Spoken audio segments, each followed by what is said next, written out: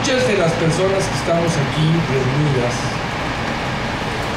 hemos tenido alguna vez el interés, la intención, el deseo de escribir un libro.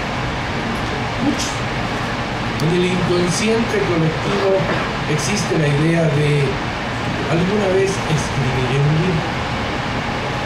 Hay de entre nosotros quienes alguna vez hemos escrito un libro y lo tenemos ahí guardado. Y lo tenemos ahí guardado. ¿Se oye mejor?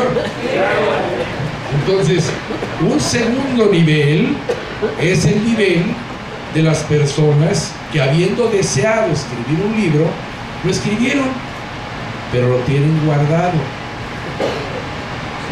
Hay otras personas que, habiéndolo deseado, habiéndolo escrito,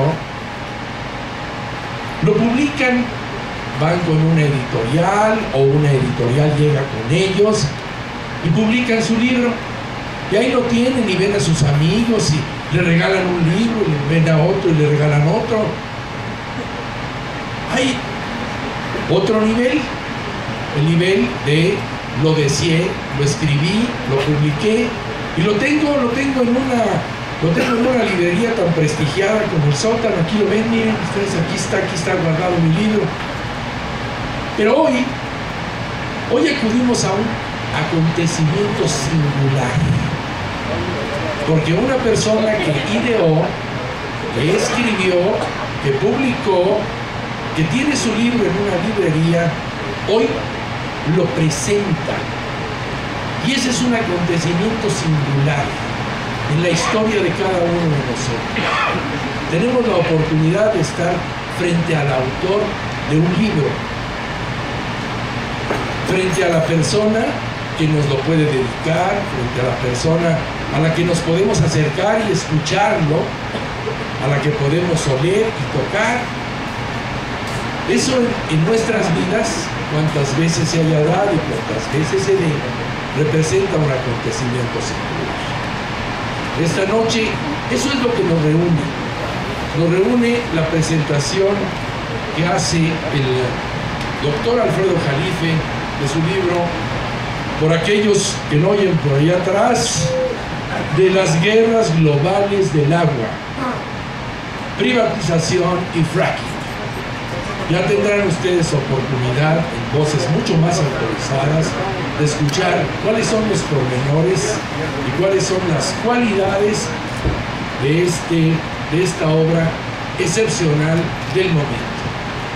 Para hablar de la obra precisamente, porque todavía no vamos a hablar del autor, sino hasta que el autor nos haga el favor de hablarnos de su libro. Para hablar de la obra, el doctor Jalife ha invitado a muy prestigiadas personalidades de organismos e instituciones importantes, serios, de prestigio. El primero de ellos, quien comentará el libro, es el doctor Francisco Ibarra Palafox, que es secretario académico del Instituto de Investigaciones Jurídicas de la Universidad Nacional Autónoma de México y es autor del libro Privatización Bancaria en México. Doctor Palafox, doctor Ibarra Palafox, le agradecemos mucho su presencia.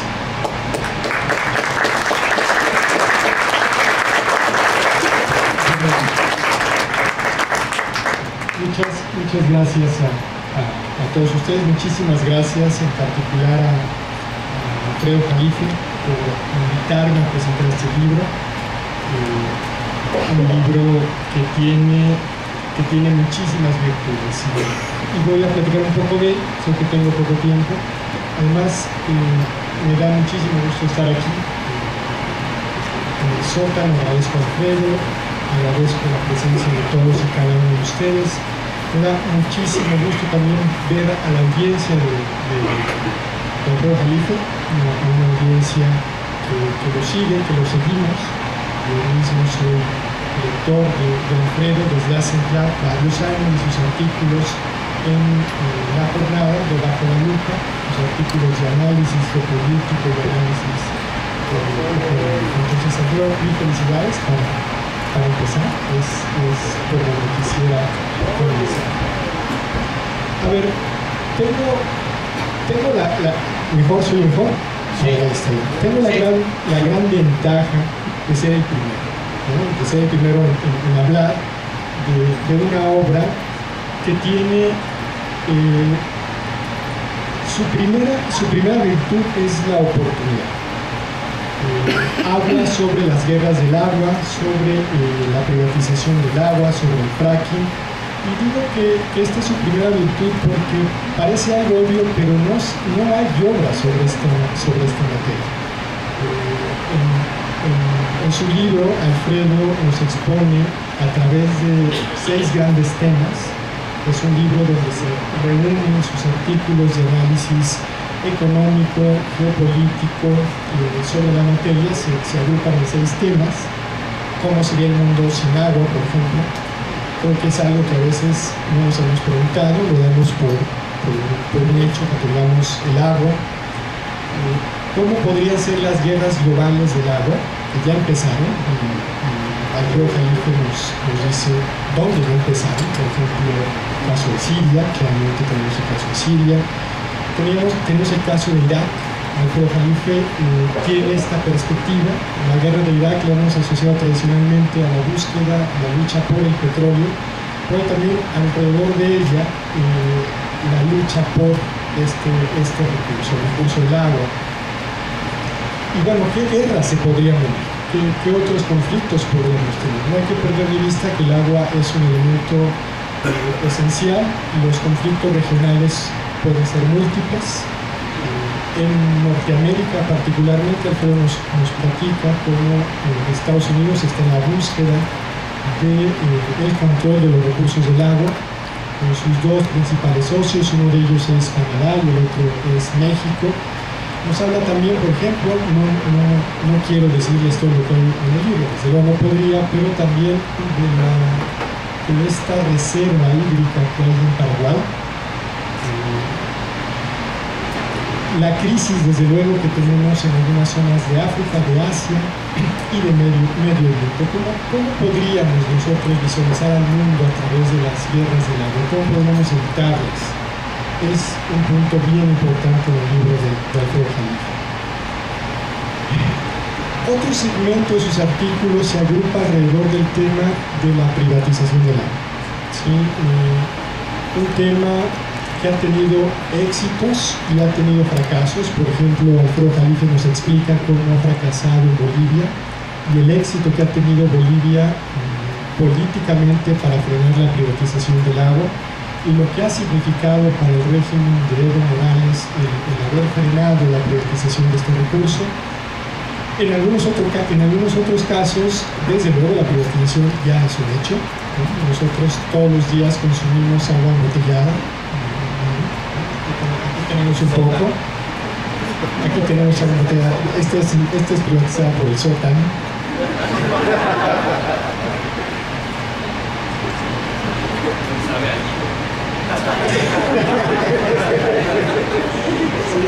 Que bueno, el sótano no es una transnacional, ciertamente esta la hizo otra empresa y le pusimos aquí el logo de la librería. El tema de la privatización en particular a mí me ha interesado. En este caso, yo soy alguien que busca en los artículos de Alfredo Jalife puntos de referencia, puntos de análisis. Alfredo también ha examinado el tema de la privatización de los hidrocarburos. Es referencia indispensable para el tema de la privatización de Pemex, de la empresa petrolera mexicana. Me parece muy acertada la manera a través de la cual va examinando cómo las empresas transnacionales y su asociación con los bancos, con algunos de los principales bancos globales, ejercen una acción importante para el tema de la privatización. Yo sigo a Alfredo en este tema, la verdad es que se lo he dicho a Alfredo con todo gusto. Yo busco en tus artículos referencias sobre el tema de las privatizaciones, y este tema es uno de los grandes temas. ¿Sí? en uno de los grandes temas, el de la privatización del agua, y uno de los grandes riesgos que nos ha puesto enfrente el tema de la globalización, el mundo, la economía globalizada y todo lo que ello significa. En un siguiente apartado, Alfredo Jalife nos habla del fracking, y aquí también es muy oportuno. Hace no mucho vi en la revista de la Universidad Nacional, Cómo ves, un artículo sobre el fracking, una revista científica. Alfredo examina no solamente la parte política y económica de estos artículos centrales, sino que al final del libro tiene una especie de glosario, o una especie de, es un anexo, no es un glosario, pero no tiene conceptos básicos, donde nos explica qué es el fracking, cómo el fracking requiere grandes cantidades de agua, y si algunos de ustedes todavía no han llegado a esta parte, el fracking es una forma de extracción de gases esquisto, que requiere de miles de metros cúbicos de agua para su explotación. Esta agua se contamina, es inservible después para el consumo humano, ni para la agricultura, ni para ninguna otra actividad, y es una de las principales actividades de los últimos años. Esto ha permitido a Estados Unidos ser una de las potencias petroleras en este momento. Estados Unidos en una década se transformó de ser un país básicamente importador de petróleo, produce cerca de 9 millones de barriles diarios, estaría más o menos en el tercer lugar después de Rusia y después de Arabia Saudita. Estados Unidos es el tercer productor de petróleo y lo ha hecho gracias al fracking. Pero el fracking tiene un costo. El costo es el elevadísimo riesgo ambiental, la gran contaminación que implica para el agua, para la tierra y para los seres vivos. Entonces, en esta parte, Alfredo nos explica cómo se ha desarrollado el fracking. En este sentido, el libro también es muy oportuno. Tiene esta visión geopolítica, tiene esta visión también económica, no solamente científica. Por eso señalaba hace un momento el libro de la revista de la Universidad Nacional. Es pues un muy buen tema que toca en dos capítulos de su libro. Y por último en el libro, pero todavía quiero decir algunas cosas, Alfredo nos habla de la burbuja global del shale gas y nos presenta este anexo para que comprendamos. Perdón, yo mismo lo apagué. Nos presenta este anexo para que comprendamos el fracking. Quisiera hacer algunos comentarios sobre el todo. Alfredo, primero, felicitarte por la producción tan constante que tienes. Yo le comentaba a Alfredo que encontré hace unos 6 meses un libro que hizo en los 97 me parece, sobre el petróleo y la geopolítica en el Medio Oriente. Es un libro de 90. Alfredo tiene ya 20 años, cuando menos, más de 20 años, ¿no? trabajando en el tema. Bueno, pero eso te hace muy joven, es como si hubieras nacido a partir de estos temas. Entonces, en Alfredo Jalife vemos esta continuidad temática, no sé, una línea de trabajo, un área de investigación, un área de análisis que ya lleva más de 20 años. Los temas del Medio Oriente, los temas del petróleo, la guerra de Irak, que es una guerra que marcó y que define a las guerras en Occidente, no solamente esta del 2001, la pasada, sino incluso la de los 90, han marcado, han hecho de Alfredo una referencia inevitable. Además, no es muy frecuente tampoco que tengamos analistas de la geopolítica, y esto es algo bien interesante en Alfredo. Normalmente los autores nacionales nos concentramos en temas nacionales. En ocasiones, cuando vamos un poco más lejos, nos concentramos en nuestros vecinos y estudiamos a Estados Unidos o estudiamos algo de Latinoamérica. Y en la obra de Alfredo vemos una visión geopolítica mucho más amplia, ¿sí? Y por eso celebro que esté este auditorio. Me da muchísimo gusto que los lectores de Alfredo estén con él, porque vemos a un autor con una visión global, en el buen sentido, porque Alfredo es un crítico de la globalización. Pero vemos a Alfredo, en Alfredo, a un autor con una visión sobre el mundo, no solamente sobre México, no solamente sobre Latinoamérica, sobre los vecinos de México, sino sobre lo que pasa en Medio Oriente, sobre las repercusiones de la política del Medio Oriente en Europa. Nosotros podemos leer Bajo la Lupa y vemos cómo esto afecta todos los días a la política europea, cómo afecta a los círculos de poder en Estados Unidos, Washington, Nueva York, la City, Londres, y vemos pues esta visión poco común. Creo que la obra, y estoy seguro, la columna de Alfredo Jalife, Bajo la Lupa, es y será una de las columnas de referencia para el análisis de la política mundial. No es algo que nosotros hagamos con frecuencia en México, y Alfredo cada semana puntualmente, y en este sentido sí lo digo, envidia de la buena, porque uno como investigador se dedica a otro tipo de libros, pero este análisis puntual que semanalmente hace Alfredo Jalife sobre la geopolítica, sobre el petróleo, sobre la guerra del agua, sobre el proceso de las privatizaciones, sobre la conformación de las élites financieras en Nueva York, en Londres, en México, es una referencia. Es una referencia ya de más de 2 décadas, Alfredo. Se dice fácil, pero es un gran trabajo. Yo acostumbro además ver las ligas, aquí están citadas, claro, no es tan fácil como cuando lo hacemos en el internet, pero acostumbro ver las ligas que Alfredo cita en sus artículos, que están una parte de ellos aquí recopilados, y siempre son ligas muy valiosas, son referencias bien interesantes. Alfredo nos aporta periódicos distintos, entrevistas que no encontramos de primera mano. Por ejemplo, hace no mucho recuerdo una y se me acabó el tiempo y voy a tener que apurarme porque puse el cronómetro, yo mismo puse una trampa ni hablar. ¿Te puedes llevar parte del tiempo el doctor Campas, que ahorita okay. Sí, seguramente venía más de 60, ¿no? No, se reunió con Mancera, eso es un poco. Nosotros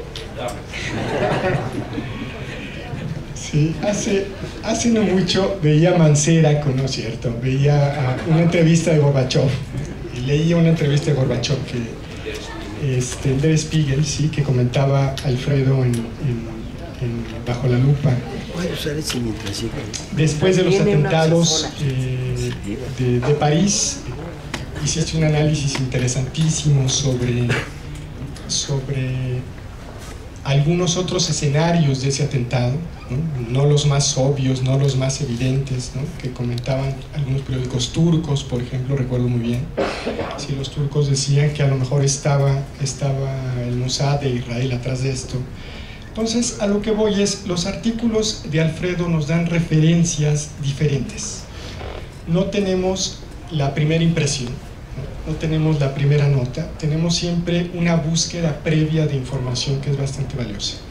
Fuentes primarias, no comunes, no convencionales, no accesibles normalmente al lector de lengua española o al lector en México, y a mí me significan me son muy valiosas, muchos elementos, y eso hace de los artículos de análisis de Alfredo Jalife pues siempre la cereza del pastel, muchísimas veces la cereza del pastel, ¿no? O sea, a veces de veras me canso de estar hablando ¿no? Ahorita que lo dices, de los políticos mexicanos, ¿no? De Mancera, bueno, no estoy comparando a Enrique Peña Nieto, ¿verdad? De tantos otros. Y en Alfredo tenemos siempre un análisis diferente, ¿no? tiene una visión global. Alfredo digo que es global, pero además es uno de los críticos de la globalización. Y esto tampoco es común, ¿no? Tampoco es común. Son muy pocos quienes han abordado una crítica coherente, analítica y bien realizada sobre el fenómeno de la globalización. Lo que la globalización tiene son básicamente apologetas. Básicamente son personas que alaban ideológicamente la globalización. Es una realidad, vivimos un mercado abierto en muchísimos sentidos, pero tenemos pocos críticos, y Alfredo es uno de ellos. Yo recuerdo hace algunos años, conocí a través de la lectura Stiglitz, y Alfredo es nuestro representante, ¿sí? Es un crítico del fenómeno de la globalización, del fenómeno de la apertura y de las anomalías que ha generado la globalización en México y en Latinoamérica. En este sentido, la obra de Alfredo es digna de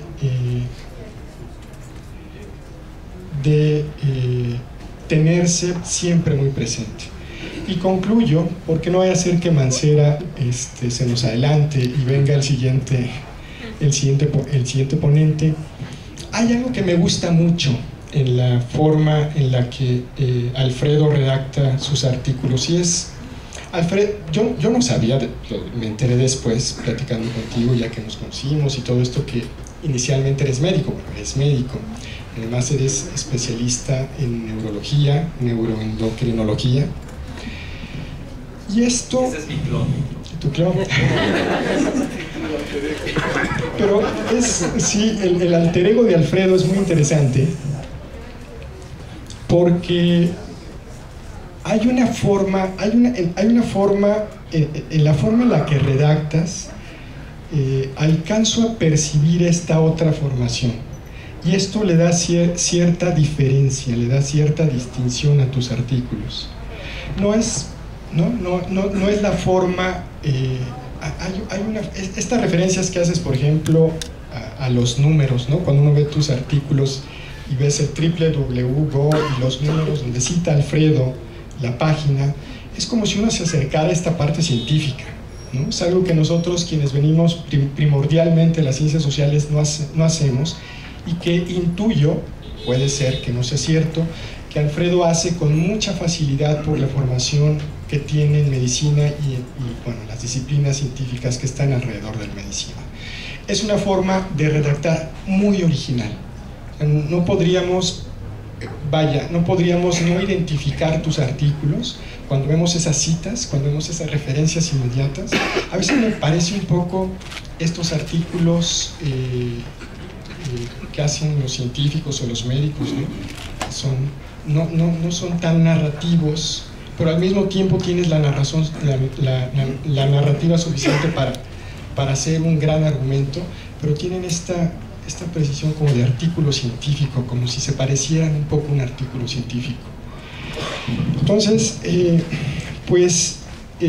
Alfredo, muchas felicidades. Yo he disfrutado el libro.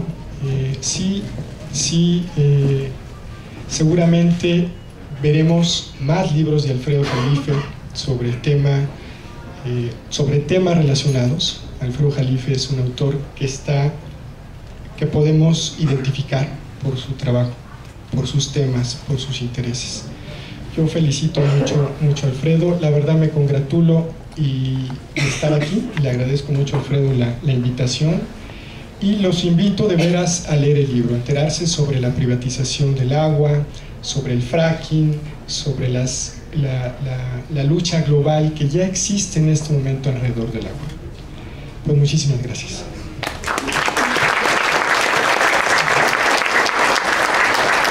Agradecemos mucho al doctor Francisco Ibarra Palafox, quien es secretario académico del Instituto de Investigaciones Jurídicas de la UNAM y es autor del libro Privatización Bancaria en México, que nos haya hecho el favor, en primer lugar, de ofrecernos un completo panorama de aquello que contiene la obra, y en segundo lugar, para definir parte de la personalidad del autor. Nos acompaña para también hablar de la obra el doctor Alberto Montoya Martín del Campo. Él es vicedirector ejecutivo del Centro de Estudios Estratégicos Nacionales y es investigador de la Universidad Iberoamericana. Muchas gracias, doctor Montoya, por estar con nosotros. Muchísimas gracias.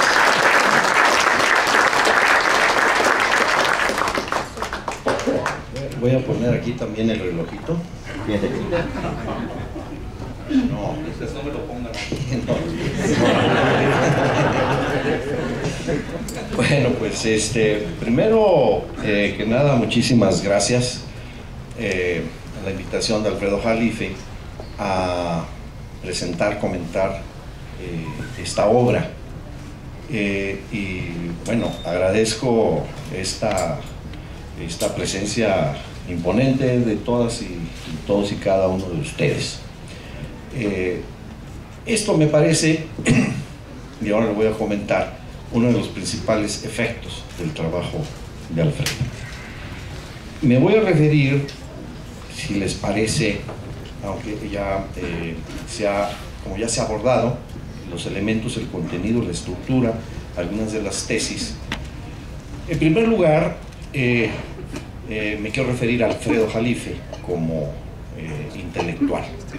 Yo diría que es importante tomar conciencia que estamos en la presencia y ante la obra de un analista de nivel mundial.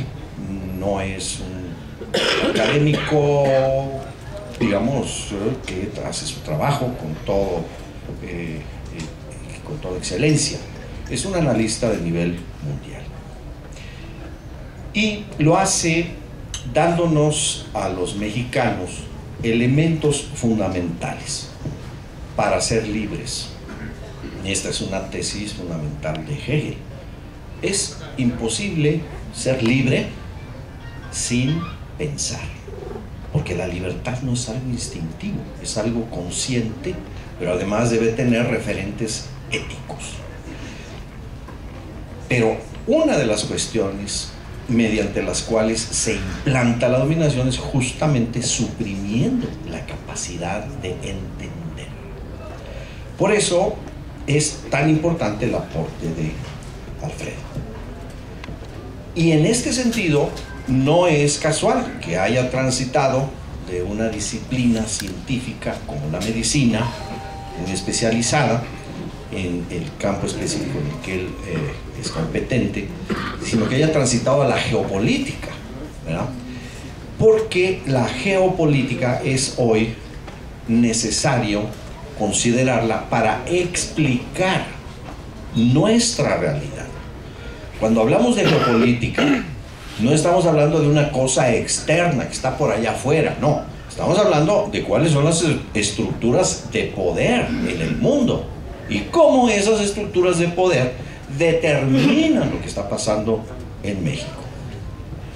El trabajo de Alfredo, pues, en comparación a los poderes de esas potencias y de sus gigantescas corporaciones, bueno, pues equivale a como a 2 o 3 o no sé cuántos think tanks allá, porque pues él tiene que hacer un trabajo que pues tiene que sustituir todo lo que se hace allá, con millones y millones de dólares y con decenas de centenas de analistas. De lo que se trata es entonces de comprender el funcionamiento y realidad del capitalismo global. Yo creo que en ese sentido lo que nos está sistemáticamente aportando Alfredo es la comprensión, la capacidad de ir enunciando y revelando cuáles son las claves del poder mundial y cómo esas han venido determinando decisiones en el pasado histórico inmediato y están determinando el futuro. Entonces, esto requiere pues un conjunto de capacidades, desde las analíticas, pero también las capacidades sistemáticas de un pensamiento riguroso, porque el pensamiento de Alfredo pues es sistemático y riguroso, es decir, ha aceptado la exigencia de la demostración, no simplemente el enunciado. Distinción kantiana entre literatura y filosofía. La filosofía se exige la demostración, como también la ciencia. Entonces, eso requiere ese trabajo, ese esfuerzo y también la capacidad de comunicación en la universidad y, como lo vemos aquí, también al público, la opinión pública. Esto lo relaciono en segundo lugar con una cuestión. El trabajo que hace Alfredo contribuye a hacer transparente las fábricas de mentiras que se confabulan desde los poderes mundiales. Es decir, los enunciados y formas de entender el presente y el futuro no son naturales, no están ahí como algo que ocurre por sí mismo, de forma espontánea. Son fabricaciones cuyos resultados son posteriormente divulgados. Le llama palafreneros o mercenarios, pero pues hace múltiples referencias, que además se atreve a hacerlo directamente para que si el interpelado quisiera debatir, pues se siente a debatir, ¿no? Eso me parece a mí muy importante. Pero no solamente en términos de personalidades, sino también de políticos y también de supuestas instituciones, de la supuesta sociedad civil supuestamente libre de intereses. Entonces, el develar y entender ese mundo de fabulaciones, de construcciones, de fábricas de mentiras y de manipulación es fundamental para entender la dinámica del poder. Y frente a eso, continuamente también contrapone justamente la antítesis. ¿Y cuál sería esa antítesis? Aportar elementos de un pensamiento crítico que tenga como referente los derechos universales, los derechos humanos, las libertades. Entonces, el interés universal permanentemente develando cómo está siendo vulnerado por los intereses particulares.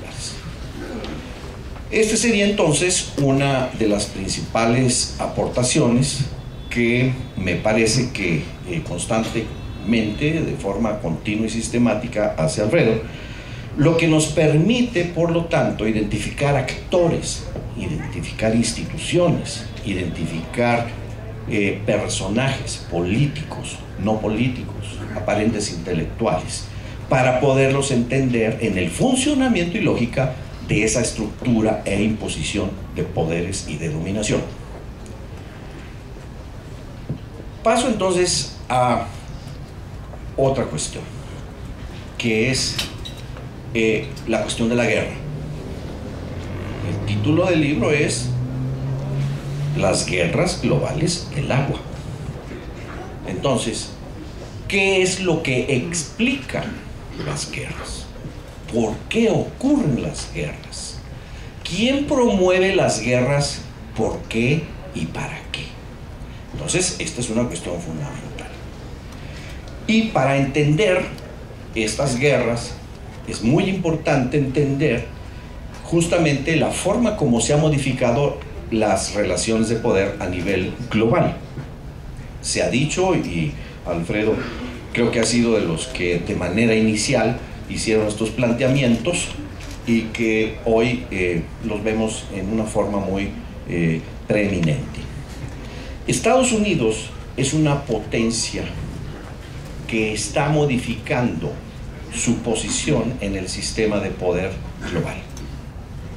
Al término de la Segunda Guerra Mundial representaba su economía el 50% del PIB del mundo.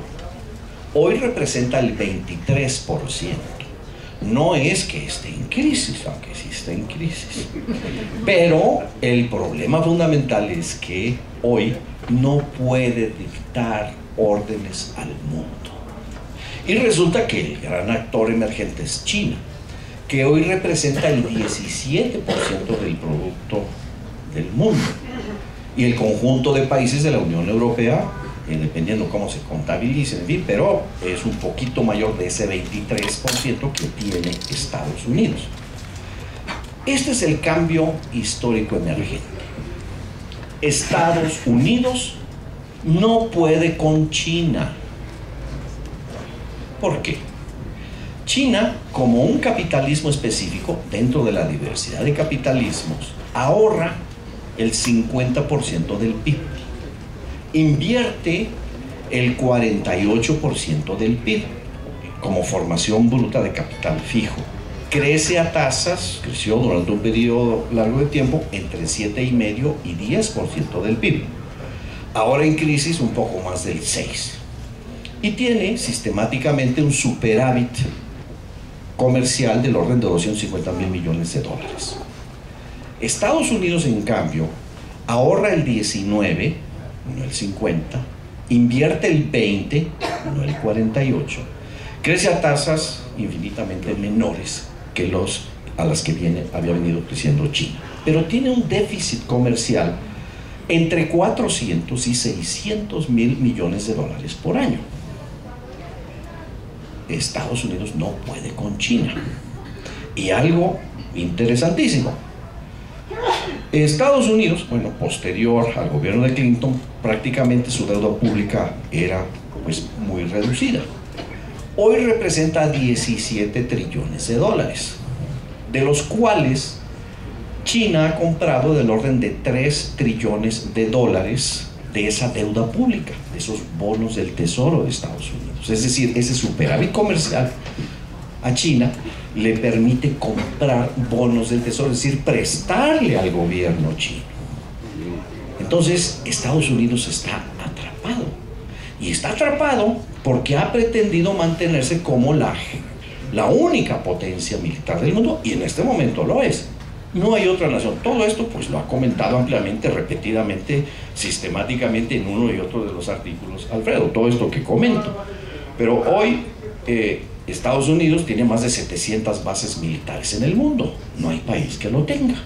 Y eso representa el 40% del gasto militar del mundo, con una economía que representa el 23% del PIB del mundo. Ahí hay un gran problema histórico que explica la agresividad. Pero además de eso, Estados Unidos es un país que es dependiente de la importación de energía y lo va a seguir siendo por lo menos hasta el año 2040.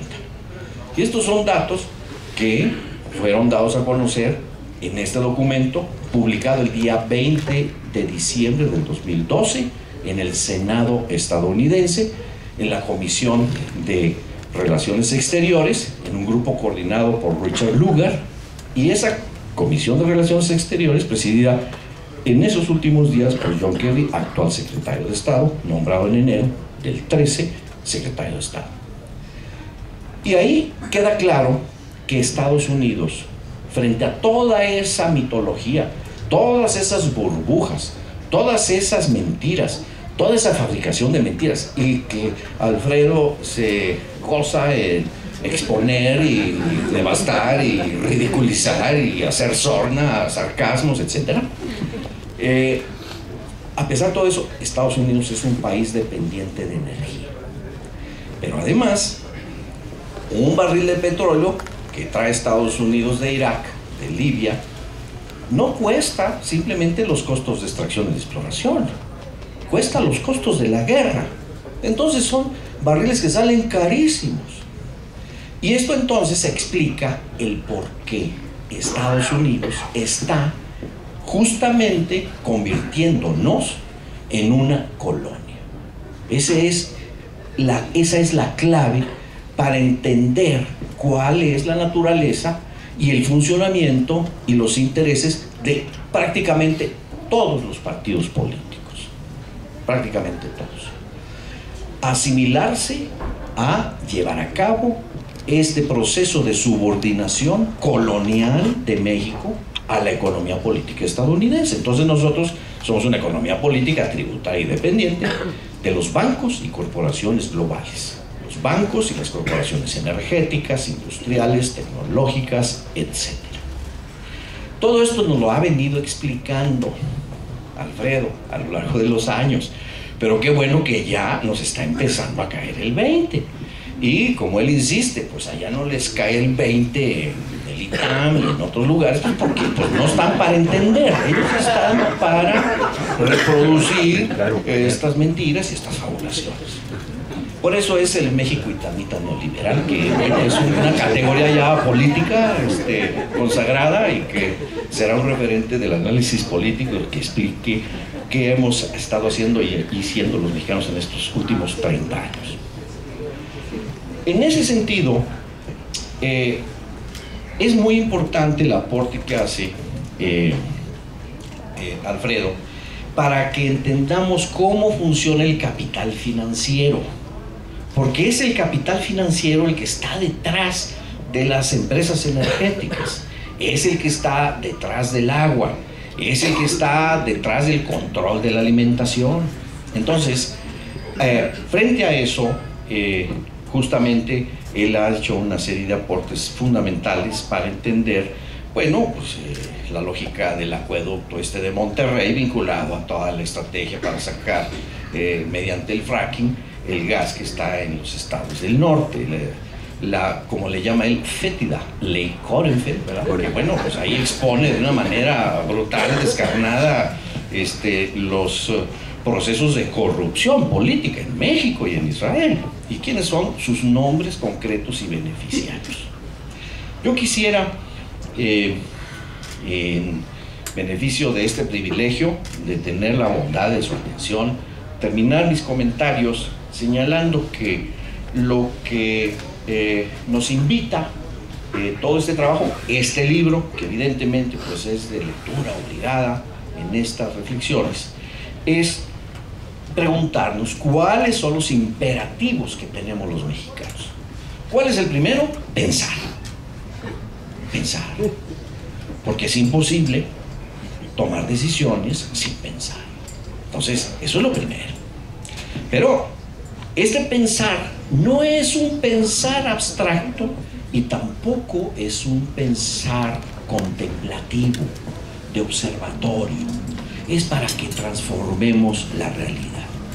Y eso entonces nos indica al mismo tiempo y nos abre enormes, gigantescas posibilidades. Nosotros no tenemos como destino ser esclavos de nadie, tejanos o no tejanos, Wall Street.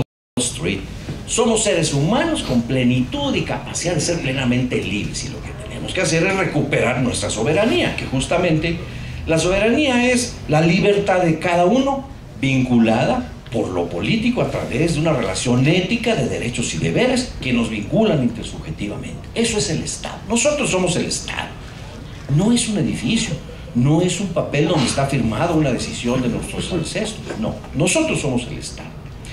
Y primero, siguiendo la lógica que nos plantea Alfredo Jalife, pues tenemos que tener una banca propia. Pregunta, ¿nosotros necesitamos a los bancos globales o ellos nos necesitan a nosotros? Ellos no nos necesitan a nosotros, y la prueba está aquí, como constantemente nos lo está remarcando Alfredo, pues el BBVA, el Citigroup, etcétera, etcétera, están sosteniendo a sus matrices con nuestra extracción. Somos una economía tributaria, así como los aztecas tenían de tributarios a los totonacas y les mandaban frijol, así nos tienen los bancos globales. ¿Y qué podemos hacer eso? Muy sencillo, sustituirlos. No los necesitamos. Usted dirá, bueno, pero ¿cómo se puede hacer eso? Pregunta, ¿cuántas toneladas de oro produce México anualmente, oficialmente? No, la extracción es terrible. ¿Cuántas toneladas de oro oficialmente se producen en México? A ver, información. 80. Canadá. 80 toneladas de oro. Son justamente las toneladas de oro que Alemania le solicitó recientemente a Estados Unidos, que las tenía guardadas en sus bodegas por el tiempo que la guerra fría, y que se las guardaron ahí los banqueros en Nueva York. Y Alemania dijo, regrésame mi oro, ¿no? ¿Qué está haciendo? Pues no, pero nosotros aquí cada año producimos 80 toneladas. Imaginen en una década 800 toneladas. Con eso generamos garantías para tener nuestro propio sistema financiero con reservas en oro, no en bilimbiques, no en bits en una computadora, en oro. Podemos hacerlo, simplemente hay que hacerlo, punto. De manera que nosotros no estamos destinados a ser dependientes, esclavos de nadie. Tenemos todos los elementos. En la energía tenemos que, y yo los invito, estamos preparando una demanda contra la aplicación, porque los contratos que se firmaron, para que sepan ustedes, léanlos, bájenlos de la Comisión Nacional de Hidrocarburos, dicen que si aumenta el precio del petróleo, lo que se le paga al contratista aumenta en función del aumento del precio del petróleo. O sea, no habrá ninguna renta para el Estado a futuro. Y eso es directamente anticonstitucional o inconstitucional, en contra de lo que la propia contrarreforma planteó. Bueno, ese es un tema que yo los invitaría a hacer una gran acción, porque vamos a preparar una demanda de nulidad de esos contratos. Y con esa demanda de nulidad, yo quiero ver qué inversionista le va a meter dinero a un contrato donde la sociedad dice que ese contrato es nulo. Vamos a preparar eso. Tenemos que reindustrializar el país, y evidentemente termino con la irracionalidad de la alimentación. ¿Cómo es posible que estemos importando, en cuanto a alimentación de básicos, el 50% de la comida? Hayamos expulsado 6 millones de gente a punta de falta de rentabilidad en el campo y haciéndolos presa de una serie de dinámicas destructivas, tanto de la violencia del Estado como de la violencia criminal. Y al mismo tiempo tengamos 8 millones de hectáreas sin cultivar. Y esto nos lleva al agua, como lo dice Alfredo en su libro. Todo el mundo dice el 70%, ¿verdad?, del agua en el mundo pues es para la agricultura. Bueno, pues simplemente porque no podemos desarrollar las tecnologías y aplicarlas para producir nuestra alimentación y no depender de la importación de alimentos, que además con este aumento del tipo de cambio vamos a tener 1 millón de personas más este año lanzadas a la pobreza extrema, porque va a aumentar necesariamente el precio de los alimentos y 1 millón de personas adicionales no podrán hacer 3, sino tan solo 2 comidas. Yo con esto los invito de verdad a que leamos este trabajo, que sigamos leyendo con mucha atención los aportes de Alfredo, y que esta conciencia, bueno, pues realmente nos permita encontrar en un proyecto histórico propio la capacidad de unirnos para cambiar este régimen político. Muchísimas gracias.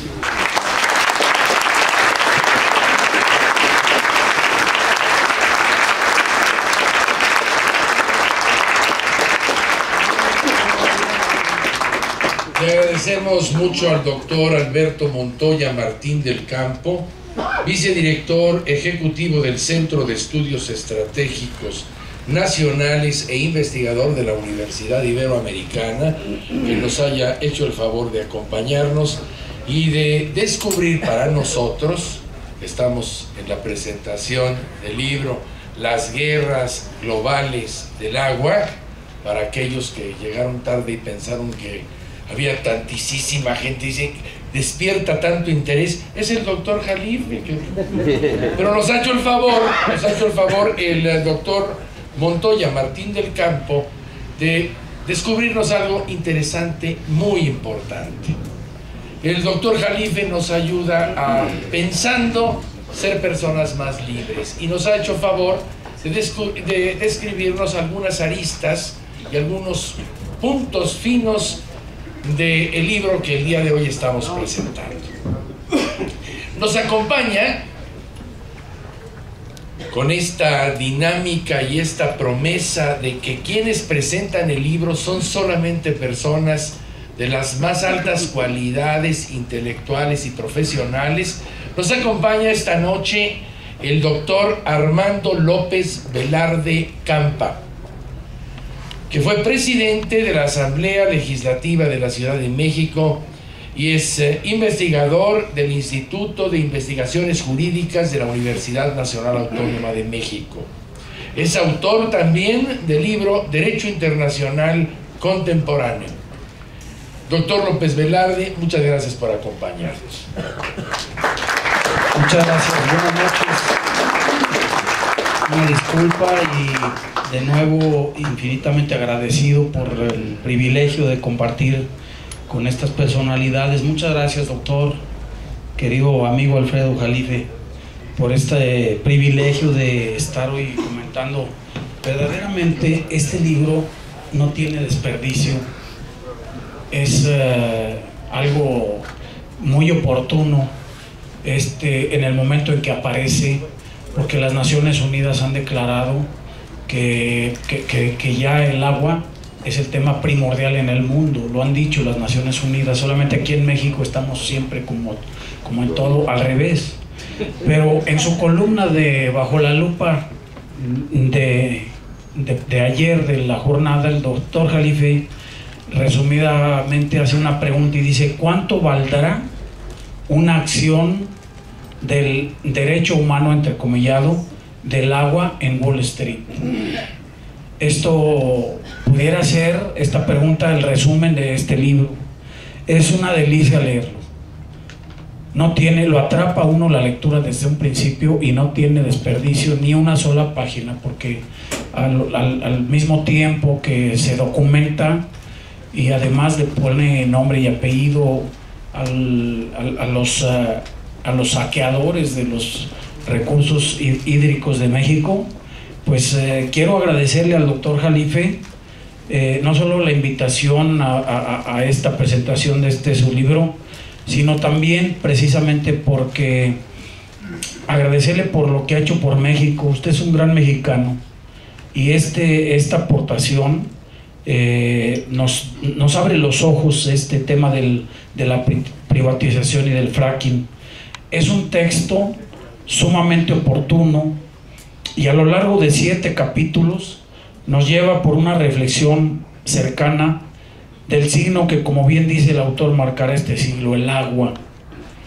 El agua es un tópico multidimensional que implica connotaciones sanitarias, económicas, políticas, sociales, culturales y por supuesto geoestratégicas, como es la palabra que domina este libro. El autor destaca en este último aspecto, ya que en un mundo donde la demanda del oro azul, así denomina el agua, para el desarrollo económico y supervivencia misma de nuestra especie. Es decir, nadie puede pensar, como él lo reflexiona en el libro, podemos prescindir del petróleo, de la electricidad, podemos prescindir de todo, pero nadie puede prescindir del agua, porque si no hay agua no hay vida, no hay alimentos. El problema más evidente precisamente es la escasez.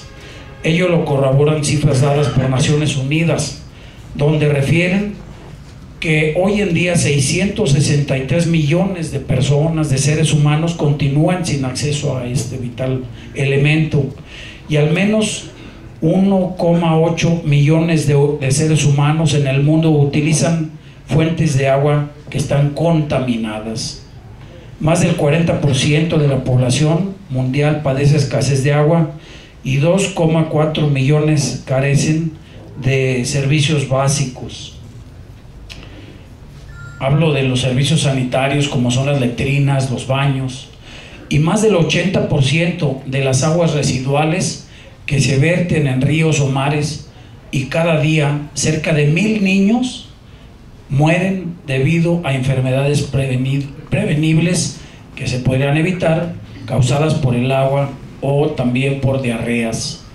A pesar de que los objetivos de desarrollo del milenio 2000-2015, en donde ya se esbozaba dentro del objetivo 1 de las Naciones Unidas erradicar el hambre, y en el número 7 garantizar la sostenibilidad del medio ambiente como una meta, reducir a la mitad, la proporción de personas sin acceso sostenible al agua potable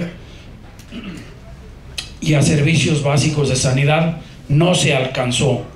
Por ello, esta temática continúa vigente en los Objetivos de Desarrollo Sostenible en la Agenda Post-2015 hasta el año 2030, al establecer en el Objetivo 6, agua limpia y saneamiento, alcanzar para el año 2030 acceso universal y equitativo del agua potable, mejorar la calidad del agua y un aumento sustancial del reciclado y reutilización en condiciones de seguridad a nivel mundial, utilización eficiente de recursos hidráulicos en todos los sectores y asegurar la sostenibilidad de la extracción y el abastecimiento de agua dulce, así como ampliar la cooperación internacional y el apoyo a los países en desarrollo.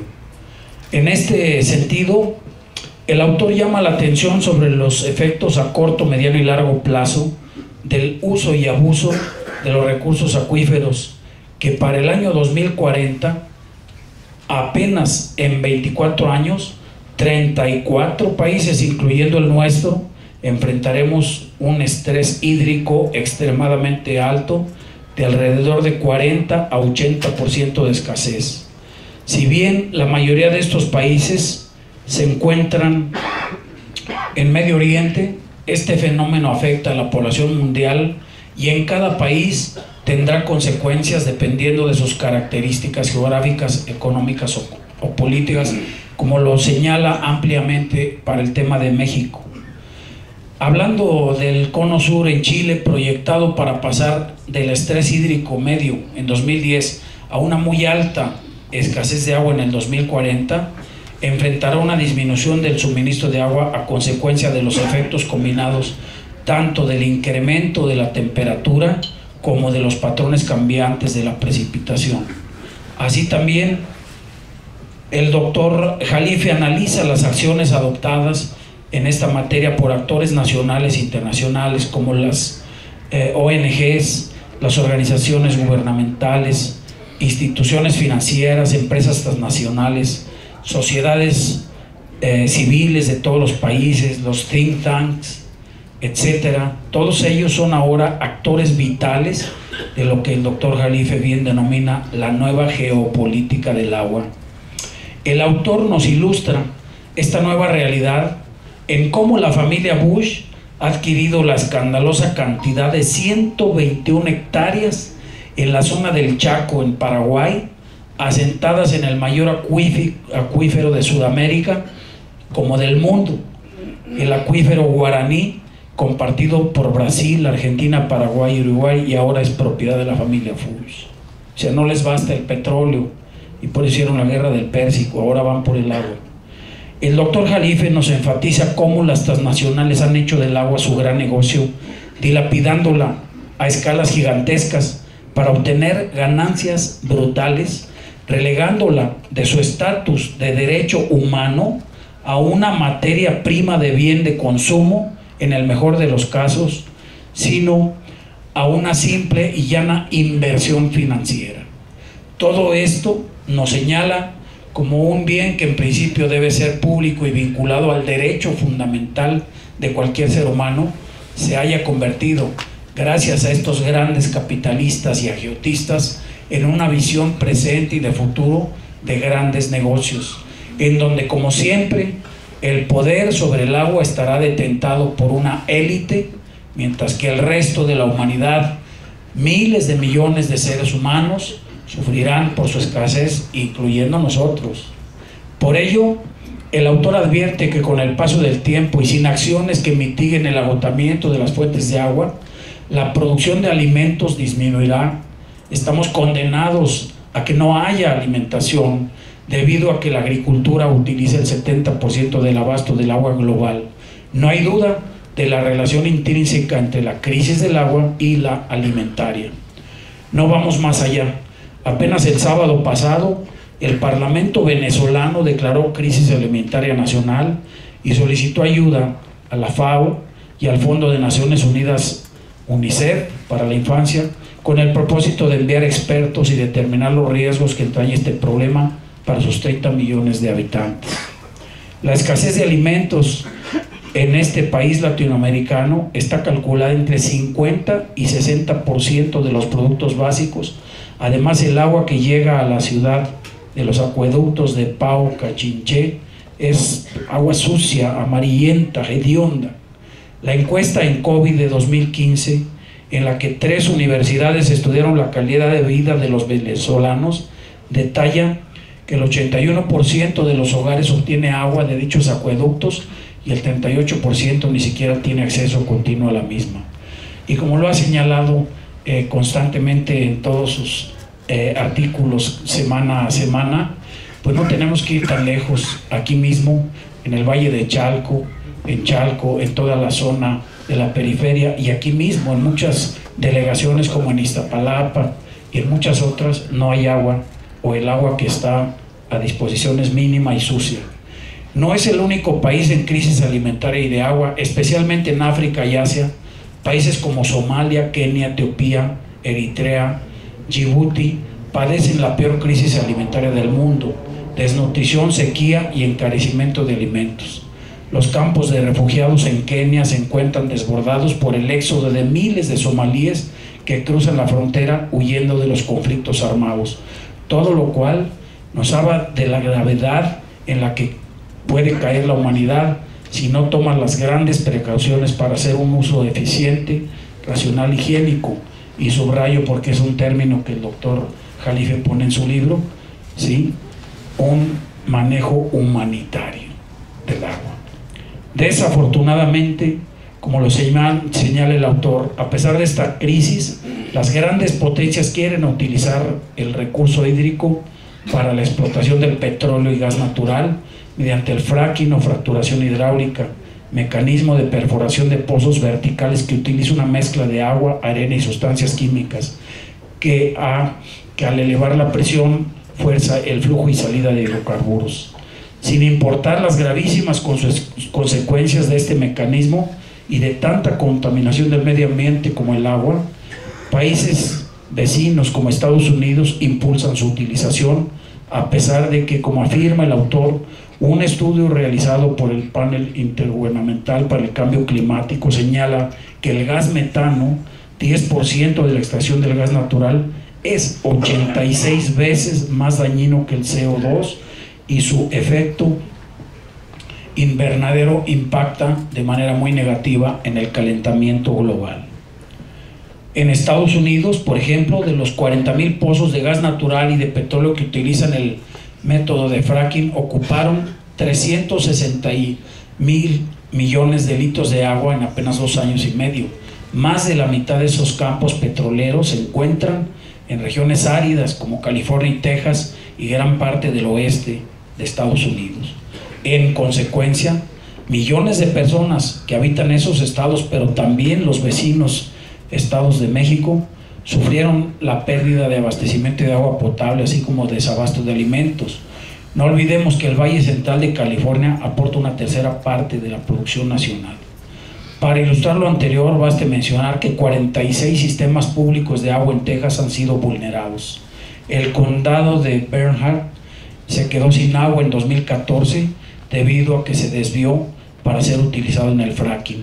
También la industria ganadera de ese estado se ha visto afectada. Las manadas de ganado se redujeron casi 20% en tan solo 5 años. El autor reporta que el desabasto de agua y alimentos no son las únicas consecuencias del fracking, sino también sismos. En Oklahoma, 3 terremotos en noviembre de 2013 fueron causados, según científicos, debido a los pozos de desecho utilizados para inyectar extensas cantidades de agua que afectaron la placa tectónica. El caso de México lo aborda en el capítulo 4, en el que advierte que después del regalo de energía y electricidad, tema abordado por el doctor Jalife en su otro libro, Muerte de Pemex y Suicidio de México, editorial Orfila 2014, los Estados Unidos están abogando por la privatización del agua en beneficio de las transnacionales hidráulicas israelí anglosajonas.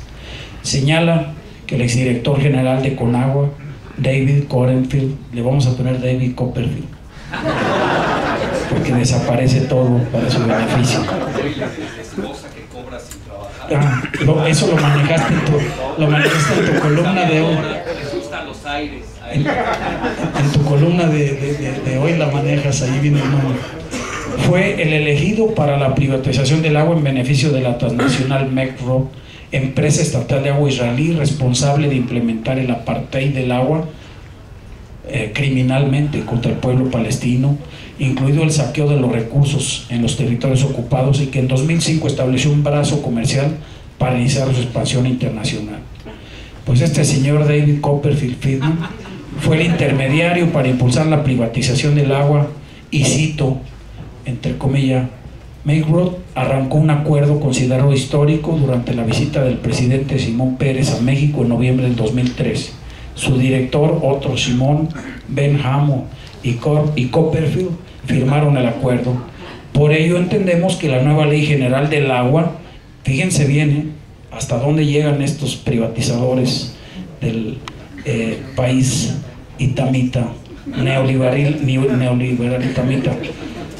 La Ley General del Agua, impulsada precisamente por Conagua y que se encuentra actualmente en discusión en el Congreso de la Unión, equipara el uso para consumo humano al industrial, reduciendo el preciado líquido del oro azul a un bien económico y no un derecho humano reconocido por nuestra Constitución desde 2012. Este proyecto de ley pretende reducir a cada mexicano y mexicana un mínimo de 50 litros de agua diarios para sus necesidades básicas, ello en un país donde casi 11 millones de personas ni siquiera tienen acceso al agua potable, además de que dicha cantidad es contraria a la determinada en la sentencia 49/14 de la primera sala de la Suprema Corte de Justicia de la Nación, donde señala los estándares internacionales de la Organización Mundial de la Salud establecen un mínimo de 100 litros. O sea que si ahorita que tenemos derecho a tener 100 litros no hay agua, imagínense cuando nos reduzcan a 50. En este contexto, el libro que hoy presentamos es una llamada de alerta a la conciencia de los mexicanos bien nacidos, a pensar en el agua desde una perspectiva holística, integral y humana, como un derecho universal que debe ser consagrado y velado a nivel nacional e internacional. Se demandan acciones serias, concretas y eficaces, en donde participemos todos los actores sociales con la única finalidad de asumir la alta responsabilidad de resolver la crisis del agua que ya está tocando a nuestras puertas. La semilla máxima que todos aprendimos cuando éramos niños en las escuelas, cuando nos daban la lectura las maestras o los maestros de que el agua es vida y de que sin ella no existiría vida, se somete ahora a la absurda irresponsabilidad de generar un gran negocio inmediato que solo va a beneficiar a las grandes corporaciones, a los clústeres, a los trusts, un lujo para unos cuantos y una gran desesperación para la mayoría. Terminará siendo el gran genocidio mundial. Pues por ello, que debo decirlo con toda claridad, el libro del doctor Alfredo Jalife desenmascara todo este entramado de mezquinos intereses en el que cada uno de nosotros debe acercarse a su lectura para hacer la mejor defensa de lo que es nuestro, de nuestro derecho humano, que es la propia vida, que es el agua. Que quede claro, no es un recurso más, no es una materia prima más, no es un commodity, no es un conflicto más, es sobre todo y ante todo, parafraseando al doctor Jalife, de todas las guerras por los recursos naturales, las más ominosas son las del agua. Se puede vivir sin petróleo y sin gas, pero no sin líquido vital. Reitero mis felicitaciones al doctor Jalife por habernos obsequiado una obra más de tantas que nos ha entregado, de gran importancia para nuestro México y para todo el mundo. Con este libro en la mano hago un llamado para que todos lo leamos y lo difundamos y además utilicemos las redes sociales. Doctor Jalife, le agradezco la oportunidad de invitarme para referirme a su libro y una vez más, muchas felicidades.